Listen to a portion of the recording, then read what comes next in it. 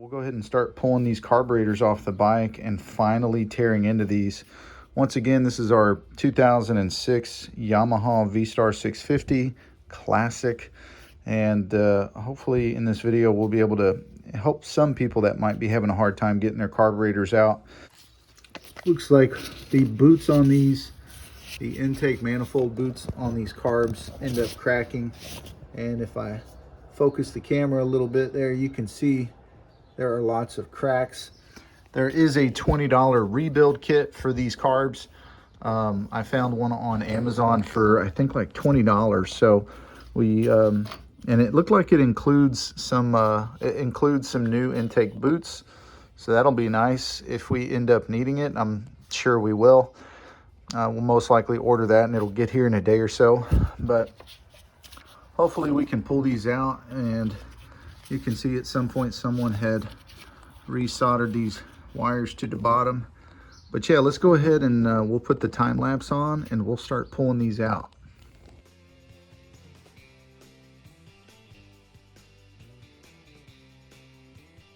So here I'm taking this H3 Allen key, and it's kind of hard to see, but straight back in here we've got this little Allen bolt, and that is the clamp that's holding the carburetor to the intake tubes. And there's one more hiding up underneath here. But yeah, I'll go ahead and I'll extract those or loosen them up. And we went ahead and disconnected also this guy right here. We had this guy plugged in to this electrical connection. So we got this little guy disconnected from here. We got this large connection, which is the main one. It looks like the TPS sensor, the throttle position sensor, going on top here. All of this is disconnected. We've loosened up everything below deck. And now we've broken it loose, and it should be just a matter of us removing these. We got the throttle cable. We'll slide this one up. Wiggle this one out. Got to release the choke. Loosen this guy up.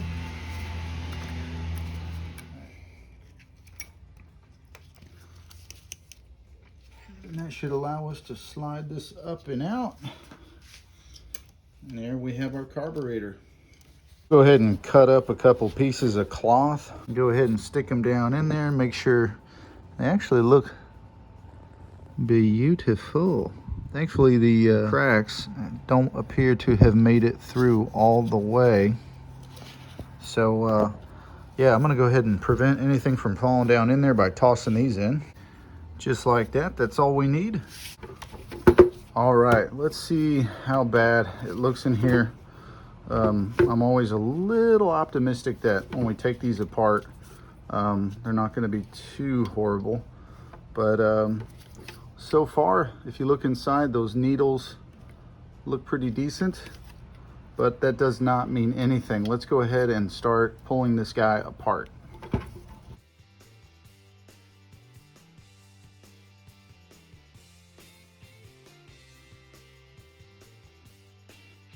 Already went ahead and unscrewed the pilot jet, which was right here, and I pulled it out. It was just a little bit clogged up, and I was able to use this little wire here. It's kind of hard to see, but to go ahead and pull that through and break all that dried up old gas free. Typically it's good to work it back and forth. And then once you do that, see if I can get you guys to see it. You can see we got a clear hole through that jet. So now that that's clear, I'm gonna go ahead and put it off to the side, and we can go ahead and tackle this main jet. Now we've got the main jet, and it's actually clear, nice and clear.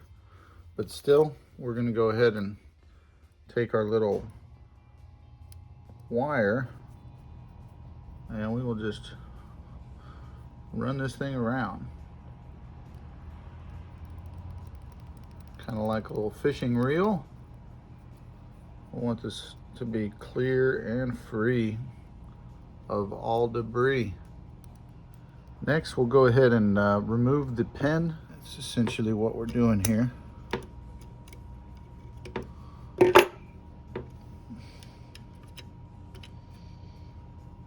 Pull that out.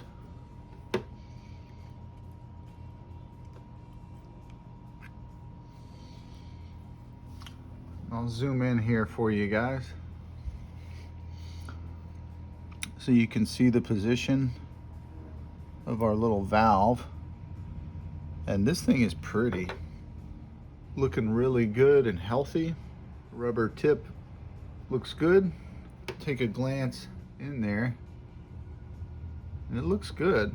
At this point, once we have the jets removed and the valve removed, and we can start spraying some of our carb cleaner into each of these ports and flushing it. Overall, the inside of the carburetor in this portion looks really good.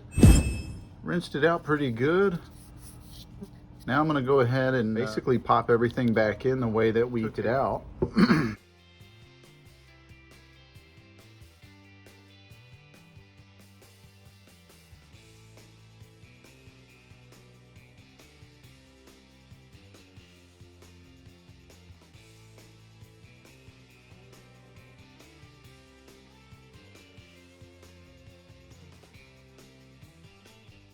Now we'll go ahead and basically repeat the same process we did over here, and we'll move over to this side, start breaking these guys loose.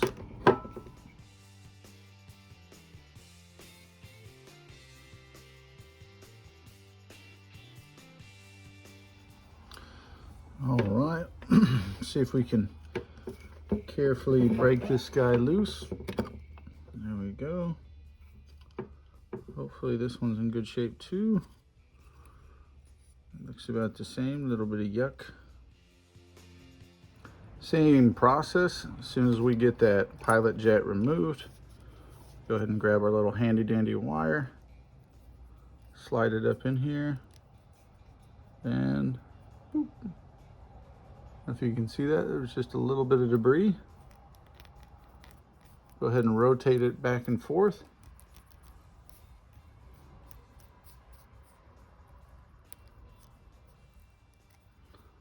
Very nice.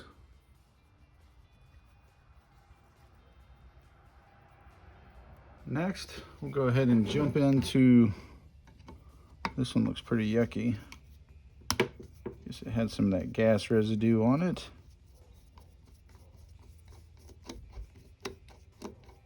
This here is our main jet, once again. There it is. Popped right out. Let's see if this one's clogged up at all. It's got a little bit of debris in there.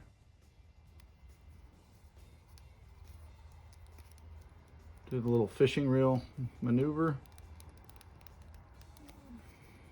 Same thing on this side. Fishing reel. And look at that. A lot clearer.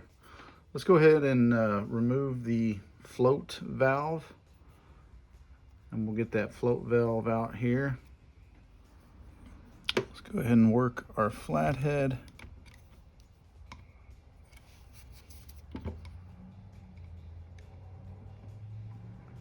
Gets a little tight right there.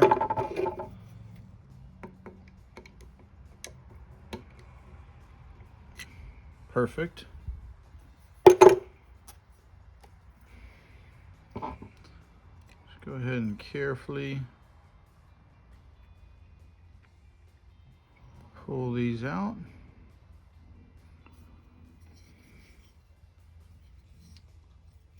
Floats look good. And in terms of the float valve, these little guys right here, I've seen some of them get really dirty, and these are in like really good shape. These don't have hardly any buildup or residue on them, and this is an ideal situation. And as always, want to make sure that that little valve right there is what's cutting off the flow of gas into the carb. So make sure that is nice and clear. And once again, we're gonna go ahead and take our carb cleaner. We got, this is what I'm using, by the way, small engine carb and choke cleaner, nothing fancy. I got this for $2.99 at Ollie's, which is like a cheapy bargain store.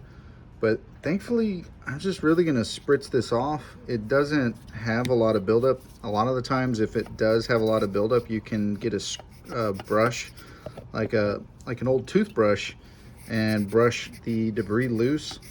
And you can also work picks in there if need be. But thankfully, these bowls are looking really good. I'm just gonna go ahead and spray this out in the yard, and we'll keep at it. Nice and sprayed out. Let's go ahead and hit the time lapse, and we'll reassemble our main jet, our pilot jet, and also our float valve, as well as the floats with the pin.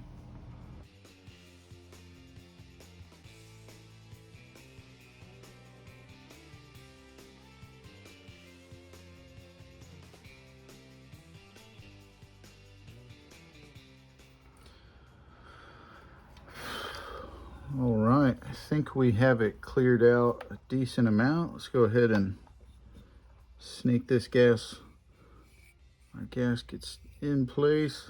Let's just carefully set it on top. Pop our screws in. Go ahead and make sure they're clean.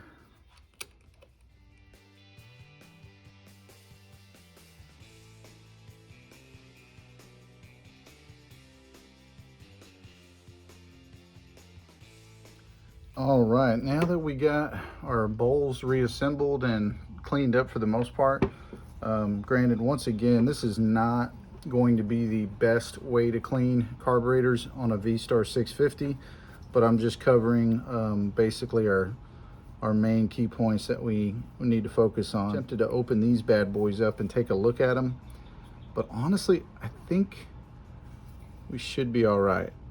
Our big concern is going to be the jets, and after all, we want this thing to run just a little bit. We're not necessarily interested in doing a full rebuild on these carbs, and thankfully they're in beautiful shape. I mean, inside they look great.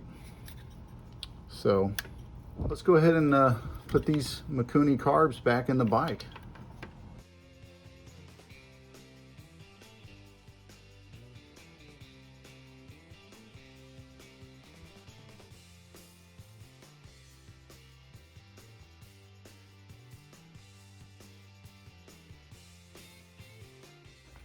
Okie dokie. Well, it pretty much does it. We've got this connection here, black with the black. Snip those together. This drainage line will sneak it right there. Connect this one to this one. That's us getting the carbs back in. Don't forget to tighten up the intake boots. And once again, this is just a quick how to pull your jets, the pilot jet and the main jet, clean those out. But if you just let your bike sit for 6 to 8 months and you're looking to just get it cleared up and running, taking out the pilot jets and the main jets is going to be the biggest thing that clogs up on these typically. Other than that, the rest of them, as long as they're not crazy old, should be in good shape. So hopefully this helps you out. Appreciate you watching.